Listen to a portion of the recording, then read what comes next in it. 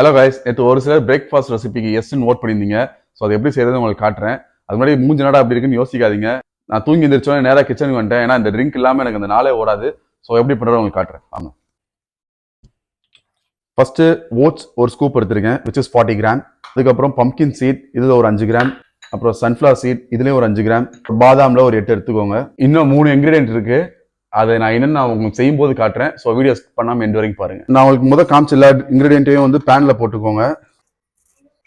பேன்ல போட்டு ஃப்ரை பண்றதுனால roasted flavour வந்து நம்ம ட்ரிங்கோட டேஸ்ட் என்ஹான்ஸ் பண்ணி கொடுக்கும். வயிறு கடமுடான்னு கத்துது, ரொம்ப பசிக்குது. கேமராமேன் கொஞ்சம் பாருங்களாப்பா. ஸோ இந்த மாதிரி கோல்டன் ப்ரௌன் வர அளவுக்கு ரோஸ்ட் பண்ணிக்கோங்க. ரோஸ்ட் பண்ணி வச்சது எல்லாத்தையுமே ஒரு மிக்சர்ல போட்டுக்கலாம். ஃபைன் பவுடரை நம்ம அரைச்சு எடுத்துக்கணும். பவுடரை அரைச்சு எடுத்துக்கிறதுக்கு அப்புறம் தான் நம்ம சீக்ரெட் இன்கிரீடியன்ட் ஆட் பண்ண போறோம். பீனட் பட்டர் அளவு இவ்வளவுதான் இருக்கணும். பனானா மில்க் வந்து ஒரு 300 ml எடுத்திருக்கேன். நான் இது அரைக்கும் போது கொஞ்சமா மில்க் விட்டுக்கலாம். ஸோ அரைச்சு எடுத்துட்டதுக்கு அப்புறம் இந்த மாதிரி ஒரு பேஸ்ட் ஃபார்மெட்ல வந்துடும். ஸ்டார் ஆஃப் த ரெசிபி இவர் தான். ஸோ இதுல ஒரு ஸ்கூப் எடுத்துக்கிட்டாக்கா ஒரு 25 கிராம்ஸ் நமக்கு கவர் ஆயிடும். ஒரு ஸ்கூப் வே ப்ரோட்டீன் போட்டதுக்கு அப்புறம் பேலன்ஸ் வச்சிருக்க மில்கை மொத்தமா உள்ள ஊத்திடுங்க. ஊத்திட்டு ஒரு அடி அடிச்சு எடுத்துட்டோம்னா ட்ரிங்க் ஆல்மோஸ்ட் ரெடி. ஸோ இதான் நம்ம மார்னிங் பிரேக்ஃபாஸ்ட் ப்ரோட்டீன் ஷேக்.